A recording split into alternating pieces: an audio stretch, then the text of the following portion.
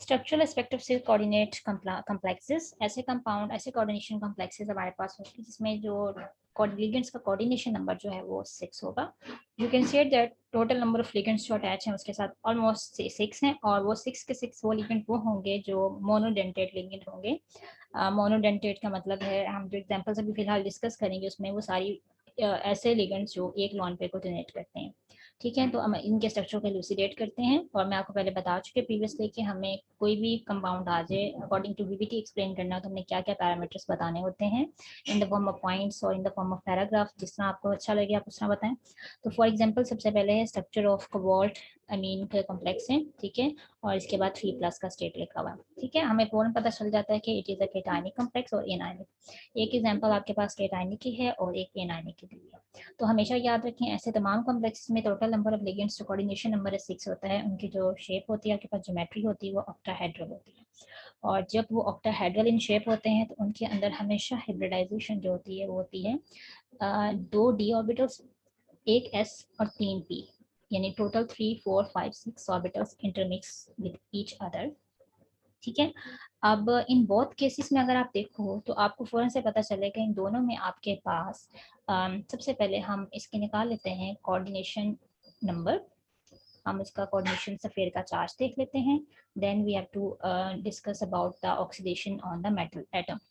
ठीक है, तो सबसे पहले हम ऑक्सीडेशन मेटल, क्योंकि देखो हमें अक्सर चीज़ें याद नहीं रहती हैं तो उस वक्त हम क्या करते हैं, हम ऑक्सीडेशन नंबर खुद कैलकुलेट करते हैं। अब आपको इतने पीछे नॉमेनक्लेचर्स हम कर चुके हैं, ऑक्सीडेशन नंबर कैलकुलेट करना it's not a big deal. तो आप फौरन से इसको कैलकुलेट कर सकते हो। फौरन से क्या देखोगे, आप देखो इसके कोऑर्डिनेशन से फेयर के ऊपर चार्ज क्या लिखा हुआ है 3, लिगेंड कितने अटैच हैं 6। ठीक है, अमोनिया क्या होता है, it is a neutral ligand, neutral ligand है। कोबाल्ट का ऑक्सीडेशन स्टेट निकालना तो क्या करेंगे, कोबाल्ट की जगह में लिख देते हैं x, लिगेंड 0 × 6 तो 0 आ जाएगा क्योंकि न्यूट्रल की कोई वैल्यू नहीं होती। और यहाँ पे इक्वल के बाद कोऑर्डिनेशन स्फीयर पे क्या चार्ज है 3, तो इसका मतलब यहाँ पे कोबाल्ट की स्टेट क्या है +3। ठीक है, ये तो आ गई इसमें। अब इस कॉम्प्लेक्स में भी निकाल के देख लो, यहाँ पे क्या लिखा हुआ है 3 माइनस ये कितने हैं 6। तो हमने कोबाल्ट की ऑक्सीडेशन स्टेट निकालनी है सेंट्रल मेटल की x, एक फ्लोरीन के ऊपर कितने चार्ज होता है -1, 6 पे कितना हो गया -6, तो -6 इज इक्वल टू -3। ठीक है, अब यहाँ पे क्या हो जाएगा, ये -6 उधर जाके प्लस होगा तो x की वैल्यू यहाँ से क्या आ गई, x इज इक्वल टू 3। तो देखा यहाँ से भी हमें क्या मिला, इसकी ऑक्सीडेशन स्टेट क्या है कोबाल्ट की इन 3। इसका मतलब कोबाल्ट की मैक्सिमम मेजोरिटी केसेस में जो इसकी वैल्यू होती है वो +3 ही होती है ऑक्सीडेशन स्टेट। तो हमें ऑक्सीडेशन स्टेट हमें कोबाल्ट की मिल गई है और कोऑर्डिनेशन नंबर हमें पता है इसका 6 है और कोऑर्डिनेशन से का चार्ज पता चल गया। Now the next very thing you have to know about that कि आपको इसका एटॉमिक नंबर पता होना चाहिए और इलेक्ट्रॉनिक कॉन्फ़िगरेशन लिखनी आनी चाहिए। तो सबसे पहले आप देखो कोबाल्ट है, कोबाल्ट का एटॉमिक नंबर 26 है। अब देखो जब हम कॉन्फ़िगरेशन कर रहे होते हैं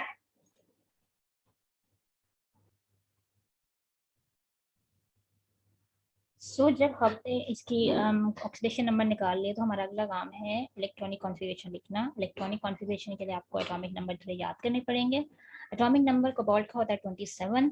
तो आप हमेशा याद रखो कि हमें इनर ऑर्बिटल्स की इलेक्ट्रॉनिक कॉन्फ़िगरेशन आप ना भी लिखें तो कोई मसला नहीं है, हमें आउटर मोस्ट शेल जो कि इन्वॉल्व होता है इसके बॉन्ड बनाने में, हाइब्रिडाइजेशन में, हमें उसकी वैल्यू पता होनी चाहिए। तो अगर ये 27 है ना तो इसका उल्ट कर दो 7 × 2। ठीक है, सबसे आसान तरीका है, भूलेगा भी नहीं। इसके एटॉमिक नंबर है 27। ठीक है, मोस्ट ऑफ द केस में क्या होता है आपको पता है क्योंकि हम डी ऑर्बिटल से डील कर रहे हैं तो पहले डी ऑर्बिटल आएगा, ठीक है, और फिर एस ऑर्बिटल आएगा। और ये क्योंकि सीरीज 3D की है तो 3D होगा और फिर आगे आएगा 4। ठीक है, अगर ये 27 है तो 7 पहले आ जाएगा, डी ऑर्बिटल में 7 होंगे और एस ऑर्बिटल कम्प्लीटली फिल होगा। ठीक है, ये जो कॉन्फ़िगरेशन है ये इसकी ग्राउंड स्टेट की है जब इसने कोई इलेक्ट्रॉन यूज़ नहीं किए हैं। बट हमें पता है हमने इसका ऑक्सीडेशन नंबर निकाला वो था +3। इसका मतलब आपके पास जो कोबाल्ट है वो 3 इलेक्ट्रॉन को लूज़ करेगा। जब 27 3 इलेक्ट्रॉन को लूज़ करेगा तो 27 में से 3 गए तो कितना बचा 4। तो 3 इलेक्ट्रॉन कैसे लूज़ करता है, आउटर मोस्ट शेल में सबसे पहले एस ऑर्बिटल के निकलेंगे 2 और एक डी ऑर्बिटल का निकलेंगे। जब ये निकल जाएंगे तो पीछे क्या रह जाएगा 3d6 एंड 4s 0। ठीक है, अभी हमने आगे भी कोई प्रोग्रेस नहीं की, हमने सिर्फ कोबाल्ट की क्योंकि जो हम एग्जांपल दी गई हैं हम दोनों को इकट्ठा सॉल्व करेंगे। लेकिन उससे पहले हम देखेंगे कि इसके इलेक्ट्रॉनिक कॉन्फ़िगरेशन क्या है, इसके कौन से ऑर्बिटल वैकेंट हैं जो कि हाइब्रिडाइजेशन में इस्तेमाल होंगे। ठीक है, तो हम आगे देखते हैं कि इसको हम किस तरह शो करेंगे इन द फॉर्म ऑफ ऑर्बिटल्स। तो देख सकते हैं आप कि कोबाल्ट 3+ है, 3d ऑर्बिटल में कितने इलेक्ट्रॉन रह गए थे आपके पास? You have 6 electron. 3d के आगे स्प्लिटिंग क्या होती है? 5 होती है। 1 2 3 4 5, पहले सब electron singly placed and then doubly double होंगे। आपके पास 6 इलेक्ट्रॉन डी में है, s ऑर्बिटल इज वैकेंट, और same for p orbital vacant, for d vacant. हम इसलिए इसको 4s 4p 4d को हम लिखेंगे जरूर, क्योंकि ये ऑर्बिटल एग्जिस्ट करते हैं। जब हम चौथे शेल में चले गए हैं, चौथे ऑर्बिट की तरफ जा रहे हैं, तो ऑर्बिट्स तो ये सारे हैं, चाहे ऑल्दो ये they are vacant but they are still present there. तो ये हमारे पास मेटल की आती है। जब भी कोई हमारे पास चीज़ है कि चाहे वो 6 की है कोऑर्डिनेशन नंबर या 4 की, हमें सबसे पहले उस मेटल के बारे में सारी चीज़ें बतानी है। हमने मेटल का ऑक्सीडेशन नंबर निकाला, मेटल का एटॉमिक स्टेट लिखा, हमने उसके बाद हमें बता दिया कि कितने इलेक्ट्रॉन उसने लूज किए। Know the next thing is that कि हम ये देखेंगे कि कोबाल्ट के साथ जब भी हम या किसी भी कॉम्प्लेक्स के साथ काम कर रहे हैं, तो हमारे पास है कुछ पैरामीटर्स है जो हम स्टडी करनी पड़ती हैं। कुछ थोड़े से पॉइंट्स हैं जो आगे हम थोड़ा सा स्टडी करने से पहले देख लेते हैं, ताकि हमें आगे प्रॉब्लम ना हो।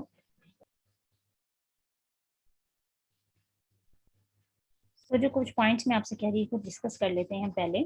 सबसे पहले तो आप देखो कि हम जब भी 6 कॉम्प्लेक्स पढ़ेंगे या कोई भी कॉम्प्लेक्सेस पढ़ते हैं कोऑर्डिनेशन कंपाउंड के, तो हमें कुछ टर्म्स यूज होती हैं, inner and outer orbital complexes.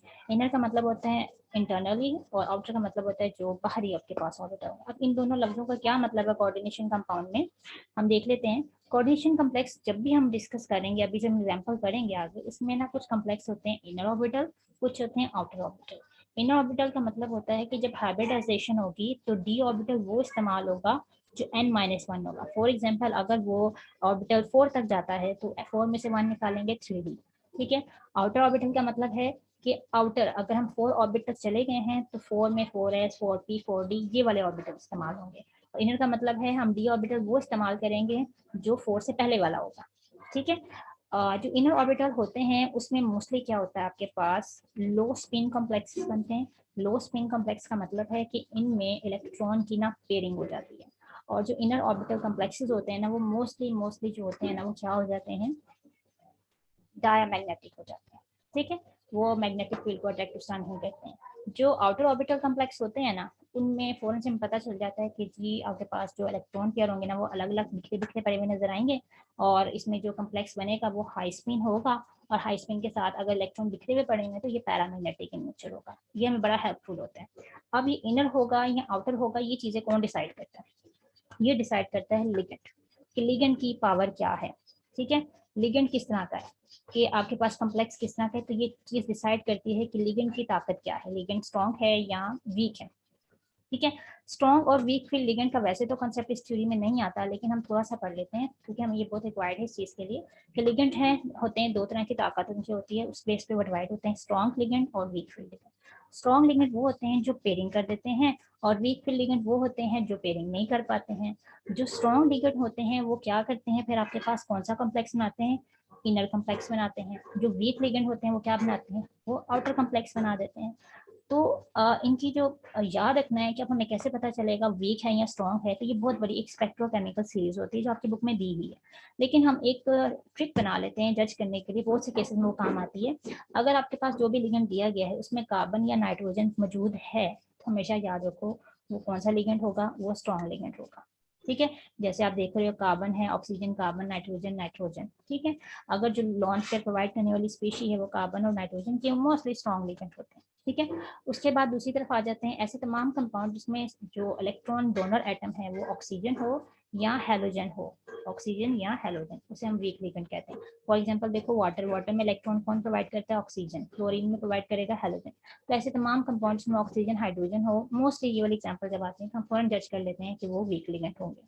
तो इसका मतलब बहुत सारी चीजें हमें पहले से इंडिकेशन होगी ना, कि अगर इनर ऑर्बिटल की तरफ हम जा रहे हैं, कोई एक सी एग्जांपल जिसमें वीक लिगेंड है, तो फौरन से हमें पता चलेगा कि उसमें पेयरिंग नहीं होनी, हर चीज बिखरी बिखरी रहेगी।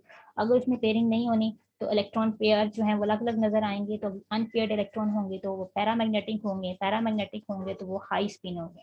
अगर वो पेयरिंग करते हैं तो इसका मतलब क्या होगा, इनर कम्प्लेक्स बनेगा, अंदर वाला डी ऑर्बिटल इस्तेमाल होगा, अंदर वाला डी ऑर्बिटल इस्तेमाल होगा तो वो डायमैग्नेटिक होगा। और हमारे पास इस तरह हमें इजिली हम डिस्टिंग्विश कर चुके हैं।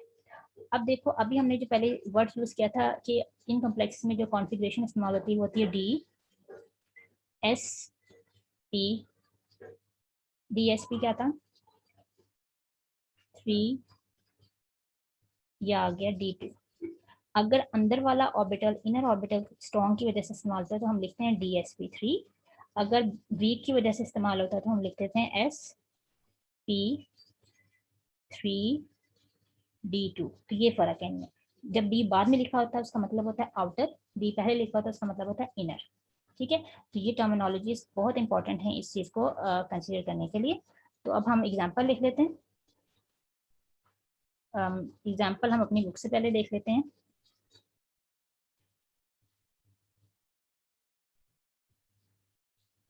अब हम देखते हैं हमारे पास कौन सा लिगेंड है। फ्लोरीन है। देखो फ्लोरीन कौन सा लिगेंड हुआ, सबसे पहले मैंने भी आपको बताया था। कोबाल्ट तो हमने कर लिया, अब हमें ये देखना है ये इनर है या आउटर है। जैसे ही हमें इनर आउटर का पता चलेगा हमें बहुत सारी इन्फॉर्मेशन हमारी क्लियर हो जाएगी, जो इस पूरे पैराग्राफ में फैला फैला के लिखेंगे। तो सबसे पहले देखो, अगर हमारे पास फ्लोरीन है तो फ्लोरीन तो हैलोजन है। हैलोजन कौन सा लिगेंड होता है? Halogen is the week ligand. Halogen कौन सा लिगेंड है? Halogen is the week ligand. ठीक है, अब हाइड्रोजन अगर वीक लिगेंड है तो इसका मतलब क्या हुआ? पेयरिंग होगी या नहीं होगी? बिल्कुल नहीं होगी। जो वीक लिगेंड होते हैं उसमें पेयरिंग नहीं होती। पेयरिंग नहीं होगी तो इसका मतलब वो कैसा कॉम्प्लेक्स होगा? फिर वो आपके पास कॉम्प्लेक्स होगा आउटर ऑर्बिटल। हमें पता चल गया ना, वीक लिगेंड क्या बनाता है? Outer orbital complex. अगर हमें ये पता चल गया आउटर बनाता है तो हम इसका कॉन्फ़िगरेशन कैसे लिखेंगे? हमें पता है कैसे लिखनी है, sp3d2। आउटर के लिए यही लिखते हैं ना, ये भी हमें पता चल गया।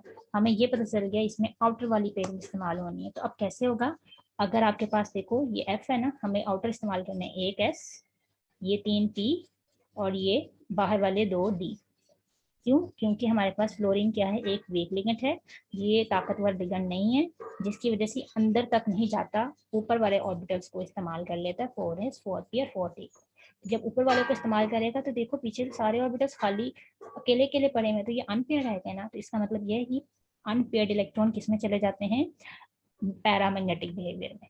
तो SP और 3 आ गए। ठीक है, हमें ये 4 से इंफॉर्मेशन लिगेंड ने प्रोवाइड कर दी। ठीक है, तो यही चीज देखो आपके पास है कि ये आउटर ऑर्बिटल कॉम्प्लेक्स बनेगा, आउटर बनेगा तो फॉरन से पता चलेगा इलेक्ट्रॉन बिखरे बिखरे पड़े हैं, तो पैरामैग्नेटिक है। पैरामैग्नेटिक है तो ये आपके पास स्पिन फ्री या हाई स्पिन कॉम्प्लेक्स है। तो हमें सारी प्रॉपर्टीज पता चल गई ना। तो अगर हमें इसको लिखना हो तो हम ऐसे लिखेंगे, डी ऑर्बिटल वैसे का वैसे रह गया, एक S 3P और 2D के साथ कौन आके लिगेंड कौन बनाएगा? This one. तो आपने इसको F को SS पे शो करना है। 6 लिगेंड थे तो 6 ऑर्बिटल को वो यूज करेंगे। क्लियर हो गया? अच्छा जी, अब हम इसी तरह की ना एग्जांपल और लेते हैं। देखो क्या एग्जांपल है, अमोनिया। अमोनिया में क्या आ रहा है? नाइट्रोजन। अभी मैंने पहले बताया था जिन कंपाउंड में कार्बन और नाइट्रोजन इलेक्ट्रॉन डोनर हो तो वो क्या होते हैं? वो स्ट्रॉन्ग लिगेंड होते हैं। जब वो स्ट्रॉन्ग लिगेंड होगा तो हमें सबसे पहले क्या पता चला? हम पॉइंट्स लिखते हैं, कौन कौन सी पॉइंट्स आएंगे। सबसे पहले अमोनिया का है स्ट्रॉन्ग लिगेंड हो गया। स्ट्रॉन्ग लिगेंड है तो क्या हो जाएगी यहाँ पे? पेयरिंग हो जाएगी। पेयरिंग होगी जिसकी वजह से क्या हो जाएगा आपके पास? हाइब्रिडाइजेशन स्टेट क्या होगी? D2sp3 हो जाएगी। अब कॉम्प्लेक्स कौन सा बनेगा? इनर बनेगा क्योंकि स्ट्रॉन्ग है।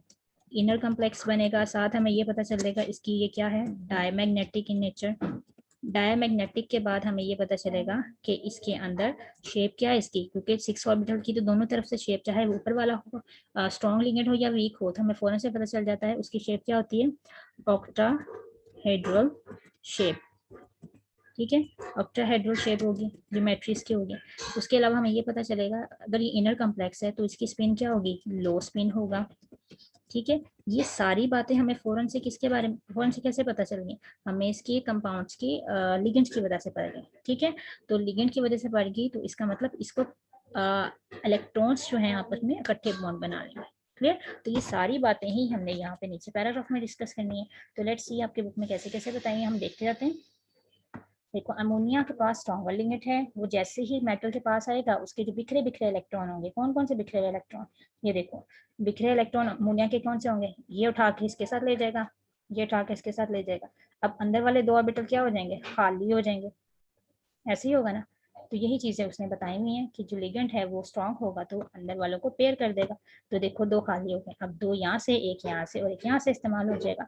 2D के, एक S का और एक 3P के ऑर्बिटल आ जाएंगे। तो हाइब्रिडाइजेशन में क्या हो गया? NH3 NH3 6 लिगेंड्स अटैच हो गए। हाइब्रिडाइजेशन क्या हो गई आपके पास? D2sp3, ठीक है। उसके बाद ज्योमेट्री भी ऑक्टाहेड्रल आ गई। इनर ऑर्बिटल कम्प्लेक्स है क्योंकि अंदर वाला ऑर्बिटल इस्तेमाल होगा। इनर है तो स्पिन पेयर्ड है या लो स्पिन कह देते हैं। इलेक्ट्रॉन जो है वो पेयरिंग में है तो इसका मतलब डायमैग्नेटिक इन नेचर है। तो हमें फौरन से पता चल जाता है इसके बारे में सारे। और याद रखो जो डायमैग्नेटिक होते हैं ना उनका मैग्नेटिक वैल्यू तकरीबन तकरीबन ना 0 होता है, ठीक है। और जो पैरामैग्नेटिक होते हैं ना उनका जो मैग्नेटिक मूवमेंट होता है वो कोई ना कोई वैल्यू जरूर होती है। तो अगर आपको डायमैग्नेटिक का पता चल जाए तो फौरन से आप बता सकते हो, ठीक है। आप दोनों के स्ट्रक्चर देख लो कैसे हैं, 4 कॉर्नर्स पे और एक अबव और एक बिलो, ठीक है। साइड पे 3 माइनस और यहाँ पे 3 पॉजिटिव लिखा हुआ है, ठीक है। तो ये आपके पास कोऑर्डिनेशन कम्प्लेक्स किसके आ गए हैं, these are the coordination complex of 6 number. तो ये आपके पास उन्होंने शो कर दिया ऑक्टाहेड्रल सिमेट्री।